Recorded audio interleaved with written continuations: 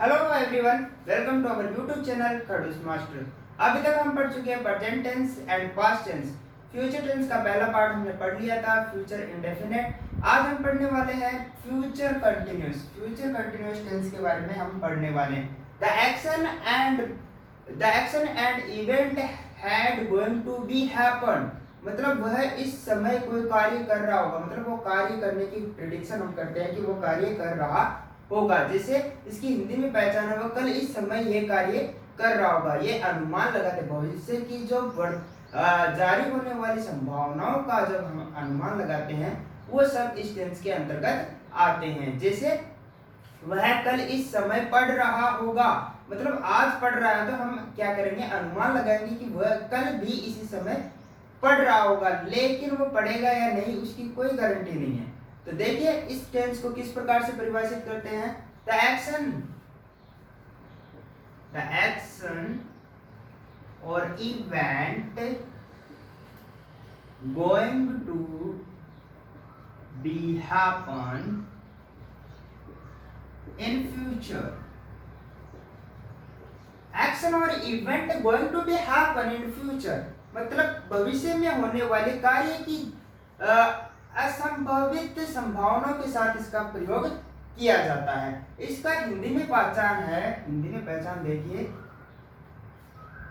हिंदी में पहचान है रहा होगा, रही होगी, रहे होंगे। ठीक है, तो इसका प्रयोग। और इंग्लिश में क्या पहचान है, एडजेक्टिव है। एडजेक्टिव कैसे पता चलेगा, देखिए बताते हैं। एडजेक्टिव क्रिया विशेषण जो इंग्लिश में, ये तो हमारी हिंदी भाषा की सामान्य बोलचाल में हम इनका प्रयोग करते हैं, लेकिन हमें तो इंग्लिश में सीखना है। इंग्लिश में सीखने के लिए हमें एडजेक्टिव की जरूरत पड़ेगी। तो देखिए, eight this time, tomorrow, at that moment, tomorrow। इसी प्रकार से at this time, tomorrow, at this time, next day, day आ जाएगा, मंथ आ जाएगा इसके साथ, और ईयर आ जाएगा, सॉरी मंथ और ईयर। क्लियर, क्या आ जाएगा, eight this time, eight this moment, future का कोई टाइम आएगा तो उसके साथ क्या करेंगे, इस टेंस का प्रयोग करेंगे। दोस्तों, जो भविष्य में होने वाली संभावनाएं हैं उनके साथ इसका प्रयोग किया जाता है। जैसे वो कल इस कार्य को कर रहा होगा, वो इस कार्य को कंप्लीट कर चुका होगा। जैसे हम क्या है, कल हम क्या कर रहे होंगे, फ्यूचर परफेक्ट टेंस पढ़ रहे होंगे।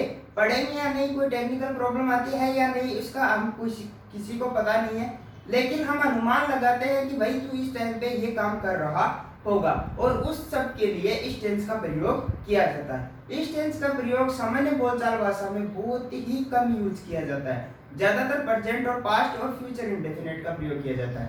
चलिए इस टेंस का प्रयोग कैसे करते हैं। सबसे पहले इसका प्रयोग करने के लिए अफर्मेटिव सेंटेंस से हम समझने की कोशिश करेंगे। जैसे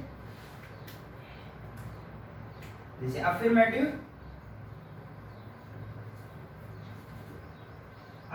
सेंटेंस। जैसे देखिए, इसमें सबसे पहले आएगा सब्जेक्ट। सेंटेंस स्ट्रक्चर ये है, सब्जेक्ट आएगा, सब्जेक्ट के जस्ट बाद में क्या आ जाएगा, विल और शैल, और जुड़ क्या जाएगा, बी। ये दोनों कनेक्टेड है लेकिन मैंने अलग अलग लिखवा दिया, विल शैल बी। और मैंने क्या बताया, कंटिन्यूअस में कौन सी फॉर्म आएगी, वर्ब्स आईएनजी फॉर्म आएगी, और उसके जस्ट बाद में क्या आ जाएगा, ऑब्जेक्ट। क्लियर दोस्तों, चलिए कैसे बनाते हैं। एग्जाम्पल के तौर पर, James will be going to Jaipur at this time tomorrow. क्या है, जेम्स है वो इस समय, कल इस समय कहां जा रहा होगा, जयपुर जा रहा होगा। वो जाएगा या नहीं इसका कोई कंफर्मेशन नहीं है, तो उसके लिए क्या है, इस टेंस का प्रयोग करते हैं। माय मदर, और विल और शेल का कहाँ प्रयोग करते हैं, आई और बी के साथ शेल और बाकी साथ will. Clear, my mother will be reading my marksheet tomorrow at this time। मेरी माताजी इस समय क्या है, मेरी मार्कशीट पढ़ रही होगी, मार्कशीट जो है वो पढ़ रही होगी। जैसे I shall be working in this office in this time tomorrow। in this time tomorrow तो क्या है, मैं इस ऑफिस में कार्य कर रहा हूँगा, कल इस समय में इस ऑफिस में कार्य कर रहा हूँगा। तो इसके लिए इस टेंस का प्रयोग होता है। चलिए अगला सेंटेंस पढ़ते हैं। अगला सेंटेंस कौन सा है दोस्तों, नेगेटिव सेंटेंस। नेगेटिव सेंटेंस देखिए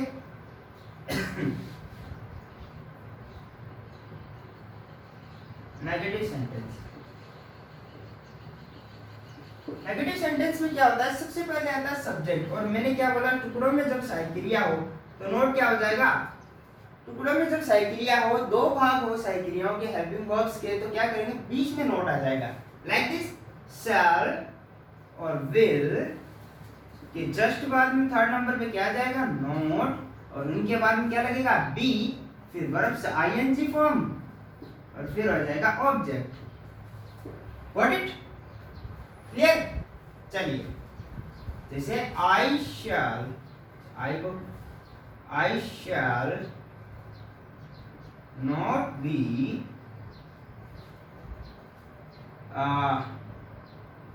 reading newspaper tomorrow at this moment. मैं कल इस समय न्यूज़पेपर नहीं पढ़ रहा हूँगा। जैसे we shall not be playing football. देखिए शैल बी से कंप्लीट हो जाता है, शैल बी से पता चल जाता है कि ये फ्यूचर का, तो क्या हम क्या है, फुटबॉल नहीं खेल रहे होंगे। दे will not be abusing after this incident।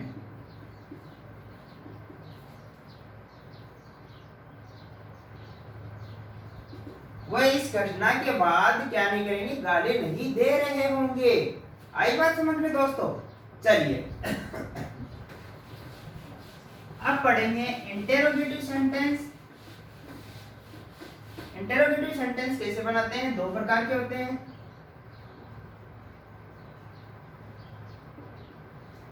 Interrogative, इसकी ज्यादातर हमें क्या, ओनली एडवर्ब्स ध्यान में रखनी है और कुछ भी ज्यादा नहीं करना। एग्जाम में माइनर पूछी जाती है, बहुत कम पूछी जाती है, तो ज्यादा ध्यान न देते हुए इसको केवल अपने माइंड में रखिए कि कौन से एडवर्ब आते हैं और किस प्रकार से इसको प्रयोग किया जाता है। बहुत कम पूछी जाती है एग्जाम्स में।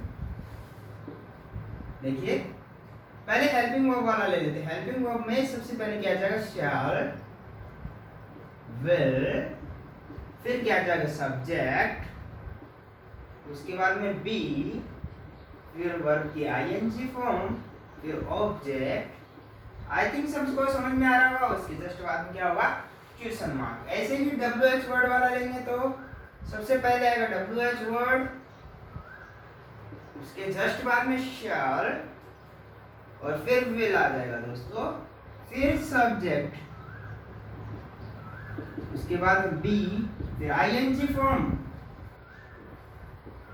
फिर ऑब्जेक्ट, फिर क्वेश्चन मार्क। जिसे will you be reading this poem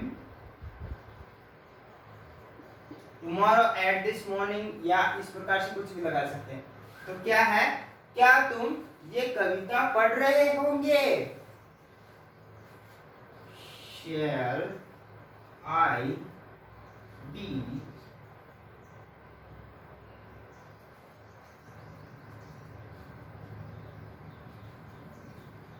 handling this bag tomorrow at this time? I think सबको समझ में आया होगा किस प्रकार से प्रयोग करना है, बीच में सब्जेक्ट डालना और क्या है बाद में बी लगाना है। चलिए WH वर्ड वाला, why will you be studying in this dusty room?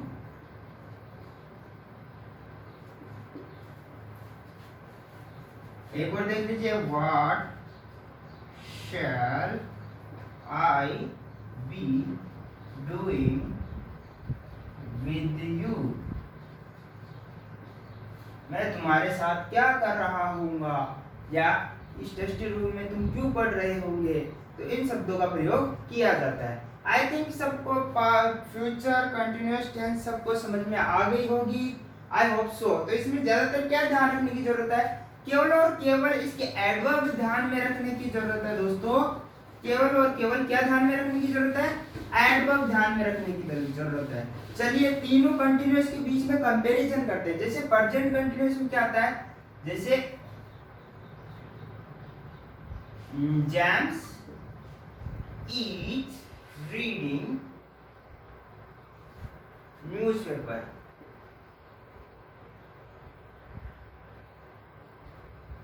क्या आता है इस टेंस में, प्रेजेंट कंटिन्यूअस में इज है मार और क्या आ जाएगा प्लस आईएनजी फॉर्म, और क्या eight this time eight this moment इस प्रकार से आएंगे। आई बात समझ में? इसका देखिए पास्ट कंटिन्यूअस बनाते हैं, जेम्स was reading newspaper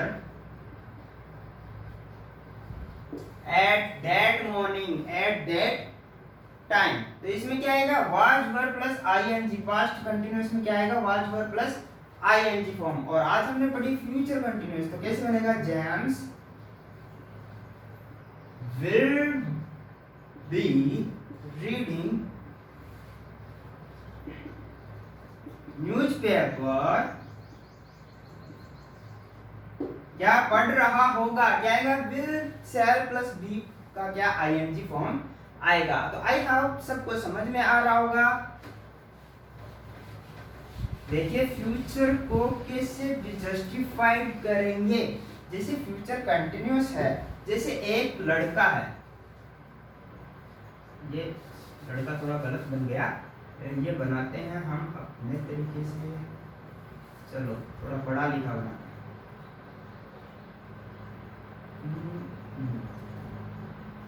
चलो ये लड़का है, ठीक है। ये जो लड़का है यहाँ पे प्रेडिक्शन कर रहा है, सोच रहा है, अपने दोस्त को बता रहा है। ये दोस्त अपने दोस्त को, किसको, दूसरे दोस्त को बता रहा है कि भाई मैं कल इस टाइम पे ये कर रहा हूँगा। चलिए इसको बता रहा है कि कल मैं इस टाइम पे ये कर रहा हूँ। तो ये बोलता है I shall be playing football tomorrow at this time. अरे मैं इस समय पे क्या कर रहा हूँ, कल फुटबॉल खेल रहा हूँ। तो ये क्या बताएगा, अपने दोस्त को बताएगा I shall be reading books at this time, मतलब टुमारो एट दिस टाइम, कल मैं इस समय क्या कर रहा हूँ। मतलब ये प्रेडिक्शन बता रहे हैं कि कल हम करने वाले क्या है, मतलब हम करेंगे या नहीं। मतलब कंटिन्यूअसली, जैसे ये आज क्रिकेट खेल रहा है तो इसका ये प्रेडिक्शन है कि वो कल भी क्रिकेट खेलेगा। मतलब इस टाइम पे वो क्या कर रहा होगा, ये काम कर रहा होगा। तो ये प्रेडिक्शन है कि कंप्लीटली होगा, मतलब ये करेगा ही, मतलब रोज करता है ये काम। चलिए ये हुआ अपनी फ्यूचर कंटिन्यूअस टेंस। आपको ये वीडियो कैसा लगा हो, अगर अच्छा लगा हो तो लाइक, सब्सक्राइब और कमेंट करना ना भूलें। Thank you.